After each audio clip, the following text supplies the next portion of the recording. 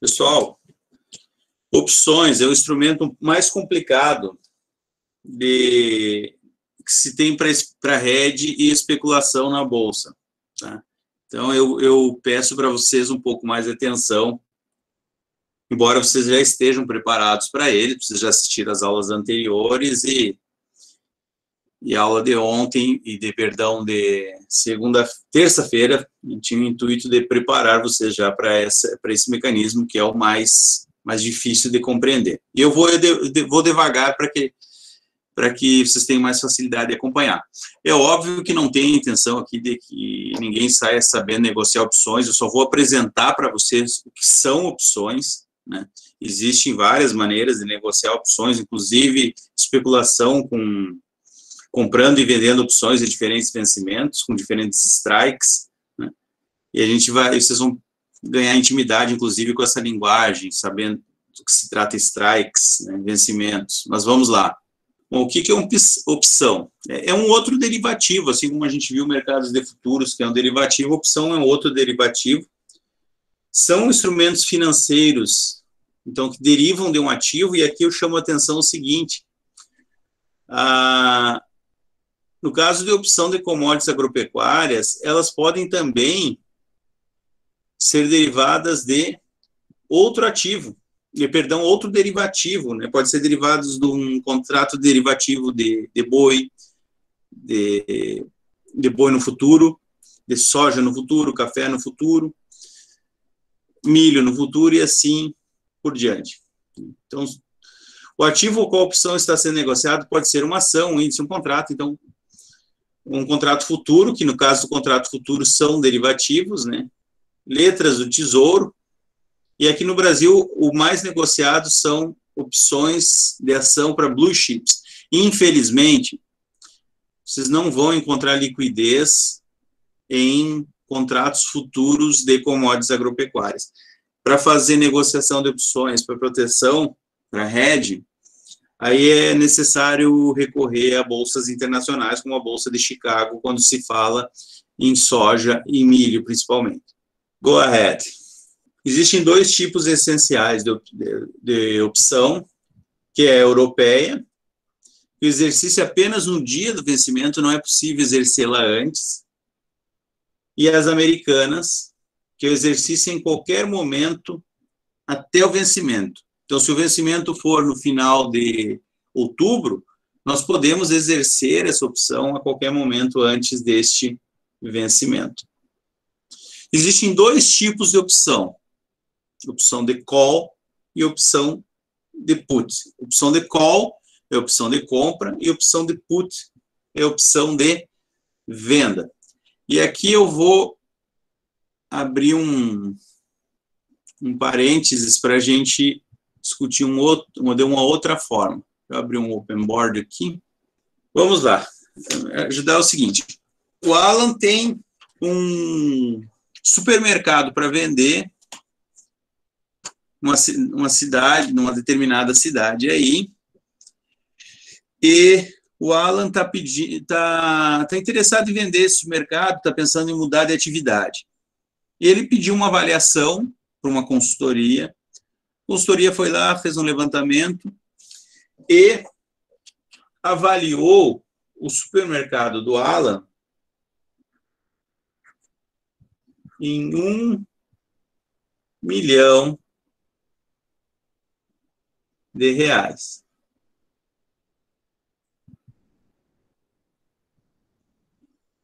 Essa seria o preço justo do supermercado dele. Aí ele anunciou que estava para vender e eu procurei pelo Alan e disse, olha, eu fiquei sabendo que você tem um supermercado para vender. Ele disse, qual é o preço?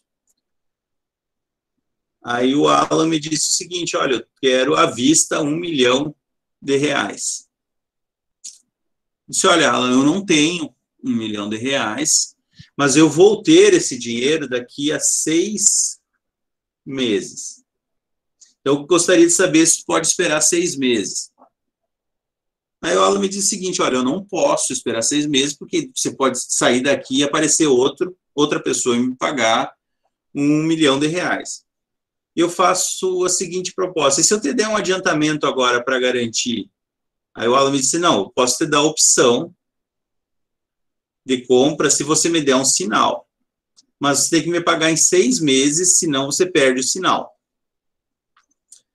Então, como é que a gente faz, Alan? O Alan me disse o seguinte, você me dá 100 mil agora. E como eu vou ter que ficar esperando, eu quero um dinheiro a mais. Então, eu quero 100 mil agora, em 6 meses, eu quero mais 1 milhão. E se você não vai pagar em 6 meses, eu fico com os seus 100 mil e a gente desfaz o negócio. E aí eu peço, então tá, mas dentro dessas circunstâncias, por 6 meses, eu tenho o direito de comprar o seu supermercado por 1 milhão e você não pode vender para ninguém enquanto eu for o detentor, o titular do direito que você lançou. Então, eu sou o titular e o Alan é o lançador. E a gente faz lá o contrato de opção, né, que no caso da Bolsa é padrão, mas aqui a gente faz um contrato a termo de opção. E passam-se 3 meses. Aí eu vejo uma notícia no jornal que diz o seguinte: o endereço tal e tal, na cidade tal, foi adquirido pelo Barra Shopping e será construído o maior shopping do estado. Não, Caroline, calção você devolve, esse não é calção. O dinheiro está na mão do Alan e ele faz com esse dinheiro o que ele quiser. Esse dinheiro já é dele, 100 mil é dele. Tá. Ei, professor. Oi. Sempre que a pessoa der um sinal, então, o vendedor ele tem essa garantia de não devolver o dinheiro? Se for opção, sim. Mas é só se fizer o contrato, né? Uma opção, não que quer dizer que a pessoa deu o sinal e o outro não vai segurar até o final, não é? Isso, porque se for uma calção, a pessoa pode devolver, né? Não, devolvo aqui teu dinheiro e não quero mais o negócio. Mas uma opção você não tem o direito, de devolver o dinheiro. Entendi. Não existe esse direito. E nem o outro de pedir de volta. O Marlon está perguntando se não poderia com uma taxa de juros sobre 1 milhão. Mas já não ganhou 100 mil adiantado? Se ele colocar uma taxa de juros, eu não quero. Poderia, mas eu não vou querer. Já dei 10% adiantado e dei 10% do valor adiantado, vou pagar mais 1 milhão daqui a 6 meses. Né? Aí eu não ia... mas aí não é opção, Marlos. Aí é um negócio de financiamento. Aí não teria sentido eu usar esse exemplo. Tá? Bom, mas aí voltando. Passou 3 meses, saiu no jornal lá, na internet, em tudo que é lugar, Barra anunciando maior shopping do estado, né, com cinema, praça de alimentação, estacionamento para 2.000 carros. E eu fui olhar o endereço do shopping, é exatamente do lado do supermercado do Alan. Aí eu vou lá, e falo com o Alan. E aí, Alan, vamos comprar vamos fechar o negócio do supermercado? Estou aqui para comprar, e como é que vai ser? O que tu me diz, Alan? Agora eu preciso da tua ajuda. Se eu venderia ou não? Me diz o que tu vai fazer agora. Mas eu venderia.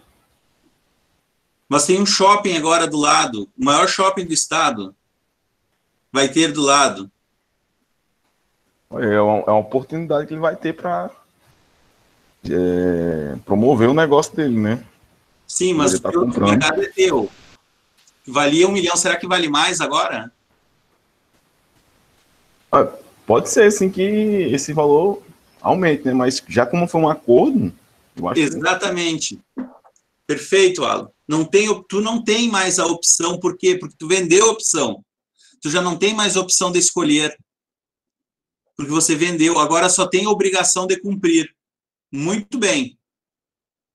Só tem a opção de cumprir porque você vendeu a opção de escolher. Eu tenho o direito de escolher ou não. Aí diz, poxa, mas eu não tenho dinheiro. Mas eu posso vender o meu direito para alguém. Aí aparece alguém e me oferece, olha, eu compro por 1,5 milhão essa sua opção, porque esse mercado agora vale ouro, do lado do maior shopping do estado. Eu não preciso nem de estacionamento mais, o estacionamento do shopping pode ser, a pessoa vai lá, paga R$2, R$3, eu posso inclusive pagar o estacionamento para as pessoas e elas virem comprar aqui no meu supermercado. Isso é um presente. Eu posso vender essa opção, como ela está valendo um monte, agora o supermercado do Alan vale R$2 milhões, porque ele tem um valor extrínseco maior. Ele já não vale só o prédio que tem dentro. Ele vale o que ele pode faturar também. A perspectiva e muito mais do que isso. Então, agora está valendo 2 milhões. Aí eu pego aquela minha opção e vendo por 1,5 milhão para alguém, porque eu ainda não consegui, talvez eu nem consiga aquele 1 milhão. Então, eu vendo ela para 1,5 milhão, por 1,5 milhão. Qual foi o meu lucro nessa negociação? Foi de 1,4 milhão, né? Porque eu já dei 100 mil para o Marlon. E o Marlon conseguiu 1,1 milhão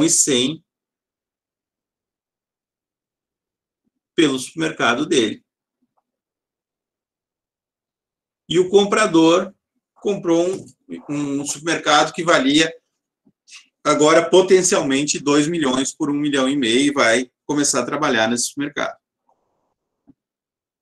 Agora, podia ter acontecido o seguinte, podia haver uma notícia de que, ao invés do shopping comprar os terrenos ao lado do supermercado do Alan, o governo do estado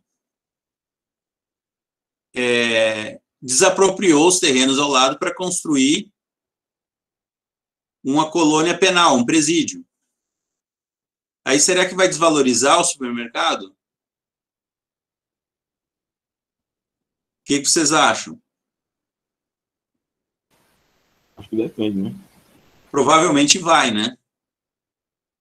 Ao invés de ter um monte de consumidores, um Repete bem aí, professor. Oi? Repete bem aí o que o senhor falou.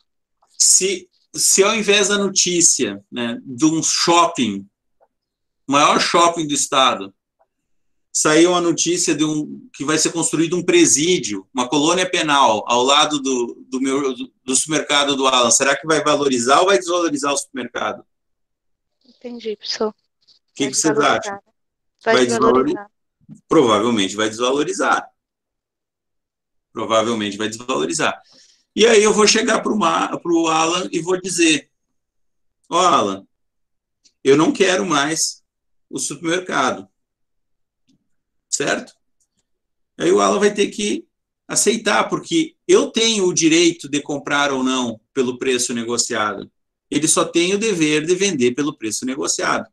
Aí, aquela opção que eu tenho vira pó. Ou seja, ela perde o valor. Ela não vale mais nada, porque eu não vou mais exercer esse direito. Não vale mais 1 milhão. Ele não vai aceitar 800, 700 mil. E eu não vou pagar 1 milhão. Então, ela virou pó. Então, essa opção de compra que eu adquiri do Alan, ela virou pó. Isso foi uma opção de compra. O que é uma opção de compra? Deixa eu ver, agora tem que abrir a apresentação. O que é uma opção de compra? É uma opção que obriga o lançador, neste exemplo que a gente fez com o Alan, a vender o ativo, tá? No caso, o ativo nesse caso desse exemplo seria o supermercado, pelo strike. O strike era 1 milhão, e concede ao titular, que no exemplo seria eu, o direito de comprar pelo preço do strike até o vencimento. E eu paguei um prêmio. O prêmio que eu paguei foi de 100 mil. Então, o prêmio é de 100 mil que eu paguei para o Alan. E o strike, que é o valor do ativo na opção, era de 1 milhão. E o vencimento era em 6 meses. Então, isso aqui são os elementos que compõem, os principais elementos que compõem a instrução de um contrato de opção. Esse é um tipo de opção, que é a opção com direito de call. Tem a opção com direito de put, que é a mais utilizada para fazer hedge com commodities agropecuárias por produtores rurais. Pois ela obriga o lançador a comprar o ativo pelo preço do strike. Então, quem lançou essa opção recebe o dinheiro e até o vencimento ele tem o dever de comprar do titular aquele ativo pelo preço do strike, certo? Vamos imaginar o seguinte, só que lembrem que na Bolsa não existe entrega física, então o que acontece é comprar de volta aquele objeto, aquela opção, né? Você, na realidade, compra a opção de volta. Um produtor que gostaria de vender a sua soja o seu milho a R$50. Tá? E ele compra uma opção de milho a 50 por R$2. Quem vendeu essa opção vai ficar com R$2. E, ao mesmo tempo, vai ficar com o compromisso de comprar a 50. Se o milho for subir para 55, o titular da opção não vai querer vender por 50, se ele pode vender por 55. Então, a pessoa que lançou a opção ficou com os R$2, porque o milho subiu. Agora, se o milho cair para 45, o titular vai exigir do lançador, ou seja, a pessoa que ficou com o dinheiro, que pague a diferença. Então, se o strike era 50, no caso de bolsa, tá, gente? Quando é opção de entrega física, aí faz entrega física. Mas ele vai exigir que pague a diferença. Se o strike era 50 e hoje o preço negociado é 45, isso dá uma diferença de R$5. Então, o lançador que recebeu aqueles R$2 vai ter que comprar de volta a opção que agora vale 45, por R$5. Então, a pessoa que deu os R$2 vai receber 5 de volta. Vai ter um lucro de R$3. E quem lançou a opção vai ter um prejuízo de R$3. Vocês viram que é um pouquinho complicado, mas vocês vão acabar entendendo. Eu vou dar outros exemplos logo a seguir. Então, uma vez não exercido o direito, se passar o vencimento e não se exercer o direito, essa opção vira pó. Esse aqui é um termo utilizado no mercado para quando a opção não tem mais valor. Existem 3 tipos de posição em relação ao exercício. In the money, que o preço de exercício é menor que a cotação atual. Então, se a gente estiver falando do milho, que hoje está sendo cotado, eu estou inventando valores, tá? Que está sendo cotado a 52 e eu negociar uma opção a 50, eu estou negociando in the money, dentro do dinheiro.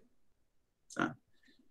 Se hoje o milho está R$50 e eu estou negociando opções a 52, com strike 52, eu estou negociando out of the money. Então, o preço do exercício é maior que a cotação atual.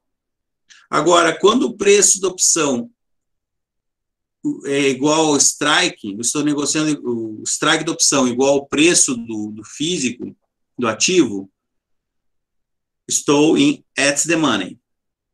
Entenderam? Se o preço do milho, então, é 50, deixa eu escrever aqui, se o preço do milho é 50, e as opções que eu estou negociando tem o strike 48, é in the money, dentro do dinheiro. Se eu estou negociando no strike 50, então é at the money, no dinheiro. Se eu estou negociando no strike 52, ou seja, suspeito que vai subir, então out of the money. O preço do exercício é maior que a cotação atual. Então, aqui, quem acha que o preço vai ficar estável, quem acha que o preço vai cair e quem acha que o preço vai subir. Como é montado um ticker de opção de commodity agrícola? Aqui o ticker do boi, né? Boi vencimento outubro. Se for para ações, os códigos são diferentes, tá? Tá aqui um ticker para vencimento de outubro. É o mesmo código, que é o código do derivativo de futuros. Boi gordo, vencimento outubro de 2020. Aqui, quanto ao direito, se call é put, neste caso é uma put, e aqui o strike. Então, o strike da arroba do boi gordo a R$200. Se fosse soja, outubro de 2020, seria só SJC, V20. Se fosse uma put, seria um P, e um strike, digamos, $20, seria 20. Ficaria assim. SJC, V20, P20.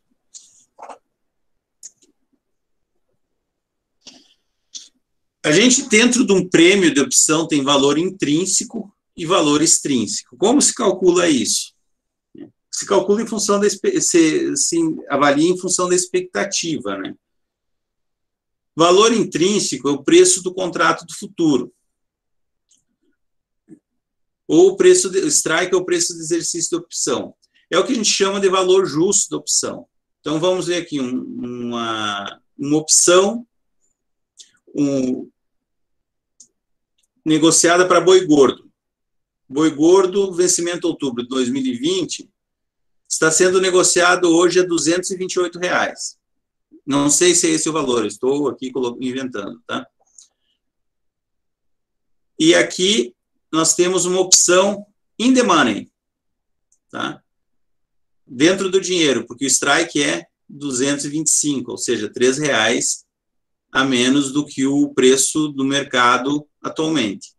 Então, boi gordo, vencimento outubro de 2020, uma put com strike de 225. Então, a gente vai pegar o preço do ativo, ou aqui nesse caso seria um derivativo também, né? 228, menos o strike, 225, nós temos o valor de R$3. Só que essa opção está sendo negociada a R$4, ou seja, ela tem um valor extrínseco, ela tem um valor intrínseco de 3, né, que é a diferença do preço do ativo menos o strike, e tem um valor a mais ainda, que é o valor extrínseco. Então, nós vamos pegar o valor que essa opção está sendo negociada, menos o seu valor extrínseco, e nós teremos o valor extrínseco, certo? Então, quer dizer que aqui nós temos R$1 a mais, ou seja, existe uma expectativa de um movimento baixista, neste exemplo, em relação ao boi, tanto que estão pedindo R$1 a mais para entrar nessa negociação. Se eu já estou fazendo in the money, dentro do dinheiro, e ainda estão pedindo R$1 a mais. Se tivesse R$5 aqui, em relação a 3, teríamos um valor extrínseco de 2, então a expectativa de queda ainda maior. Então, quanto maior o valor extrínseco, maior a expectativa da tendência. Se eu estou out of the money, eu vou ter uma expectativa de alta maior, quanto maior o valor extrínseco, estou in the money, e quanto maior for o valor extrínseco em relação àquele strike, maior será a expectativa baixista. Margem de garantia também existe. Tá? Não tem, no Brasil não pode negociar sem margem de garantia. Os mesmos tipos de garantia exigidos para mercado de futuros. Né? Os objetivos são os mesmos, hedge, principalmente quando se utiliza puts, né? Mas dá para fazer uma cobertura parcial com call também, embora com put aumente o seu custo de produção, mas dá para fazer uma proteção parcial com call, especulação e alavancagem, assim como acontece no mercado de futuros. Quem são os participantes? São os mesmos, né, que a gente viu na aula de terça-feira, os hedgers, que visam proteção, os especuladores, que visam ganhar dinheiro acertando a tendência do mercado, né, e ambos utilizam alavancagem, tanto o hedge como o especulador, para trabalhar com um dinheiro superior àquele que dispõe. Não existe ajuste diário, ou seja, você é bonificado no exercício da opção, ou pela falta de exercício dela, quando você é o lançador e recebeu o dinheiro já no ato, né, no dia seguinte à negociação. Então, se a gente vender uma opção hoje, amanhã o dinheiro está na conta. O preço de exercício da opção vai ser pelo preço do momento em que é feita a liquidação, ou se não é feita a liquidação é feita pela bolsa, vai ser pelo preço do ajuste diário, como a gente já viu antes. E agora nós vamos a um exemplo de hedge com opção de venda, com put.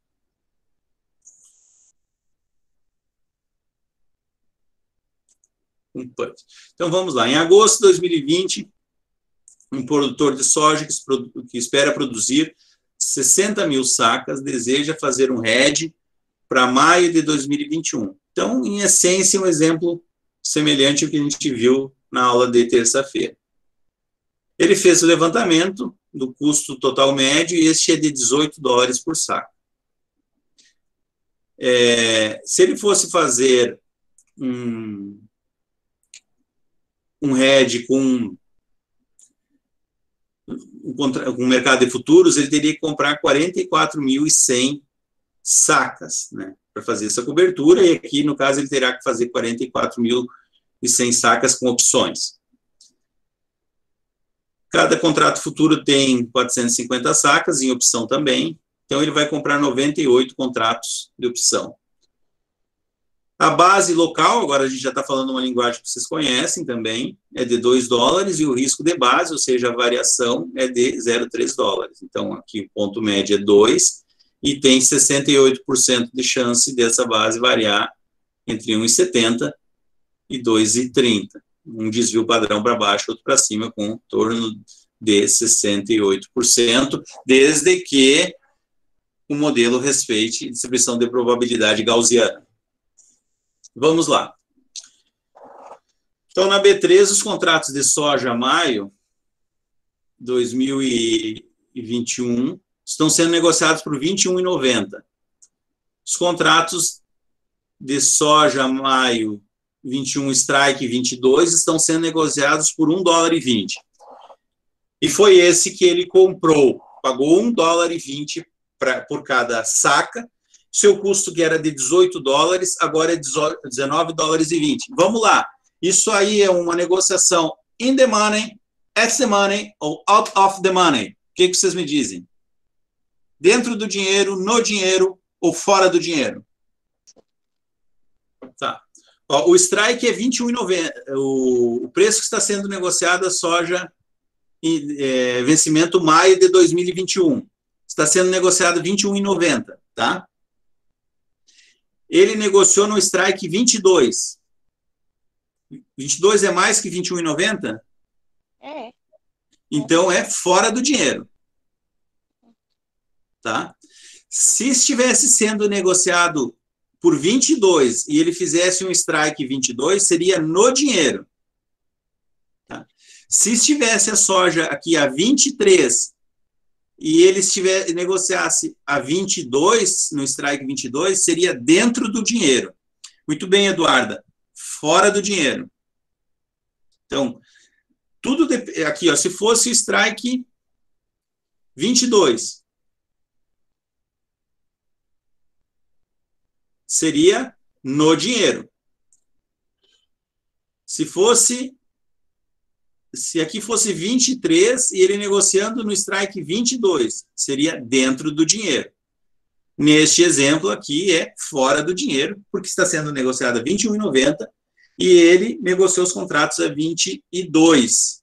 Ele buscou um contrato superior. Ele poderia ter feito dentro do dinheiro, mas ele preferiu fazer fora do dinheiro para conseguir uma margem maior ainda. E com isso pagando mais caro por este contrato. Ele pagou 1,20, seu custo agora é 19,20. Qual é a sua possibilidade de lucro? Ponto central do lucro, 21,90 menos $2 da base, 19,90.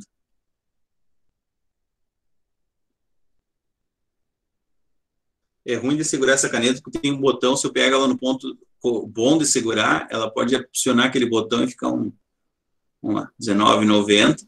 19,90 menos 19,20, 70 centavos. Só que existe, se a gente trabalhar com desvio padrão para baixo ou para cima, esse lucro por saca pode variar de 40 centavos a $1 por saca. Agora a gente já não tem mais aquele determinístico, a gente já está trabalhando com uma distribuição de probabilidade, embora não seja a melhor, é a mais fácil. Então aqui a gente tem 68% de chance, né? Eu não sei dizer qual, a gente pode, se tiver um modelo real, você pode até calcular qual a probabilidade, né? Se a gente está trabalhando com um p-value de 5%, de 10%, né, de 1%. Normalmente trabalha com p-value de 5%. Ou seja, tem 5% de chance desses valores aqui serem totalmente equivocados. Está totalmente fora do rumo. Que é o erro do nosso modelo. Vamos lá. O que aconteceu? Chegou maio, não é 2011, 21, escrevi errado aqui, desculpa. Maio de 2021 e fechou a cotação em 13, no físico. Então, o prejuízo desse produtor, que teve um custo de 19,20, por causa da compra dessa put, agora é de $6,20, seria de 5, se ele não tivesse feito a opção. Na B3, os contratos de soja maio K21 estão sendo negociados por 15,20. E ele exerce o seu direito de vender por 22. Esse contrato de 15,20, ele exerceu por 22. Isso quer dizer que ele tem aqui 6,80, não 6,90. 6,80. E o resultado final ele perdeu 6,20 no físico, mas ele ganhou 6,80 exercendo o direito na opção. O seu lucro foi de 60 centavos por saca. Então, ele conseguiu fazer o hedge. Está dentro daquilo que se esperava de 40 centavos a $1. Ok, teve sucesso na operação. Vocês lembram que quando a gente viu o contrato futuros, o produtor o hedger ficava engessado. Agora a gente vai ver uma situação diferente. Então, o preço subiu. Para maio de 21, a cotação fechou em 28. Ele vendeu no mercado físico 25,90. Então, 28 menos 25,90, aqui dá $2,10 de base. Então, está dentro dos $1,70 e $2,30, que seria o esperado com um desvio padrão. Ele acumulou um lucro de $6,70 em relação ao seu custo de 19,20. Como subiu, ele não vai exercer o seu direito de vender a 22, porque ele está vendendo na bolsa a 28. Então, por que ele deixa? Não tem como ele pedir 22, está 28, né? Então, essa opção virou pó. Vocês entenderam o motivo? Se está 28, como é que eu vou exigir vender a soja a 22? Ficou claro, gente? Agora Está sim. negociado no mercado futuro a 28. Não vou exigir vender por menos a soja, né? Só exijo quando posso vender por mais. Nesse exemplo aqui, está sendo vendida a 15 dólares e 20. Agora eu quero 22. Ganha 6,80. Agora, quando está sendo vendida a 28, não vou exigir 22. Isso não faz sentido nenhum. Então, virou pó. Ele ganhou no mercado físico 6,70 e na bolsa ele não ganhou nada. E encerrou a operação. Então, aqui, ele não precisou de proteção, ele só tem a proteção na queda. Quando a gente fala em contratos de futuros, se sobe, você transfere dinheiro para outra parte. Se cai, a outra parte transfere dinheiro para você. Neste caso, não. Quando você compra uma put, você só ganha dinheiro se o seu ativo tiver queda no preço. Se o seu ativo subir de preço, você não ganha dinheiro na opção, ganha dinheiro somente com o ativo. Quando ele cai de preço, você perde dinheiro com o ativo, mas ganha dinheiro com a opção, fazendo aquela compensação, protegendo-se então das variações. Agora a gente vai ver o exemplo de hedge com call.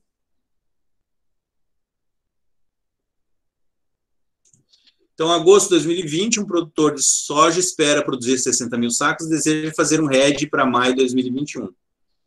Ele fez o levantamento e o custo é de 18 dólares por saca. Para fazer o hedge, ele tem que lançar em torno de 44.100 sacas.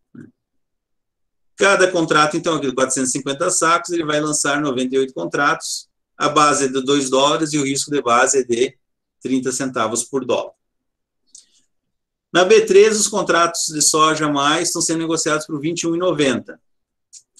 Os contratos de soja K21, Call Strike 21 estão sendo negociados por R$ 2,20. E agora, in the money, at the money ou out of the money? Dentro do dinheiro, no dinheiro ou fora do dinheiro?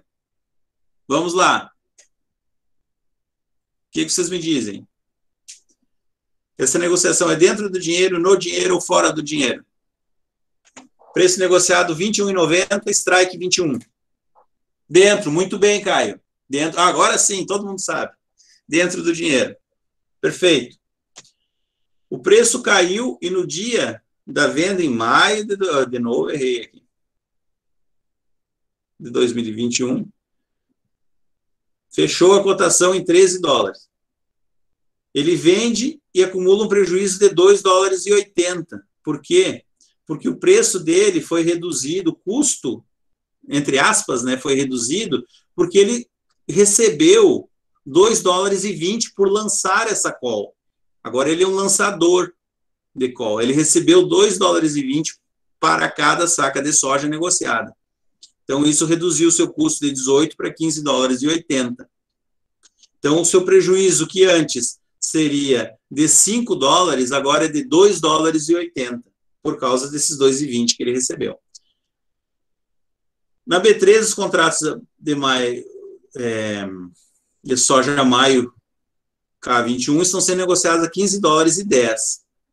O titular, opção, não exerce o direito de comprar por 21. Por que ele vai comprar por 21 se pode comprar 15,10? Então, ele não exerce o direito e a opção vira pó. E o prejuízo dele, que antes, sem o hedge, seria de 5 dólares, agora é de dólares e 80. Vocês vejam que não é um hedge tão eficiente como o put, que a gente viu anteriormente, com call.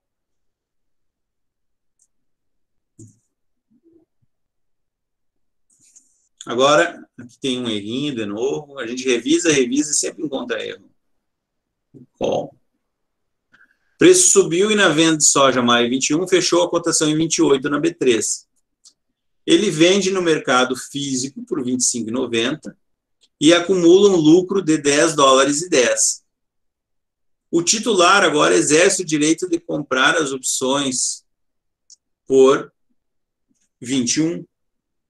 Então, 28 que está sendo negociado menos 21, é preciso pagar 7 dólares para o titular. 10 com dólares e 10, que foi seu lucro, menos 7 dólares que foi preciso para pagar para o titular da opção que você lançou, que o produtor lançou, então o lucro ficou 3 em 10.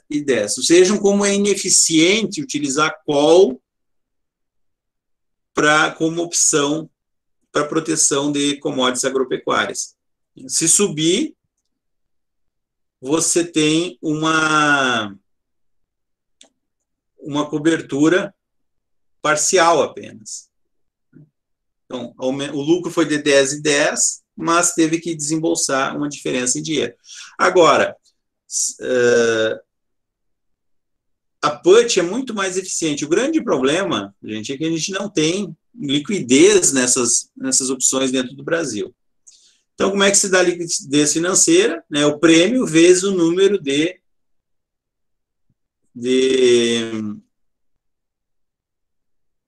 ativos dentro daquele contrato. No caso de boi, são 330 arrobas, o prêmio vezes 30 arrobas, soja seria vezes 450, milho também, e café seria vezes 100, que é o número de sacas. E era isso, pessoal, sobre opções. Eu falei que é um pouco mais complicado, mas é uma ferramenta, ao meu ver, muito mais interessante que o contrato de futuros, porque não precisa de ajuste diário, e quando a gente está falando em put, quando sobe o preço da commodity, o produtor fica livre, o hedger fica livre para ganhar na alta. E quando cai, ele se protege contra a baixa. Qual é o inconveniente? Ter o dinheiro para comprar essas puts, que muitos produtores às vezes não têm. E talvez esse seja um dos motivos que falte liquidez na Bolsa brasileira. Mesmo, e interessante que mesmo para ações, a put tem pouca negociação. Mesmo quando a gente fala em Petrobras, Vale, você vai ver pouca negociação em puts dentro da Bolsa brasileira. Por hoje era isso. Para a aula, se tiverem dúvidas, estou à disposição.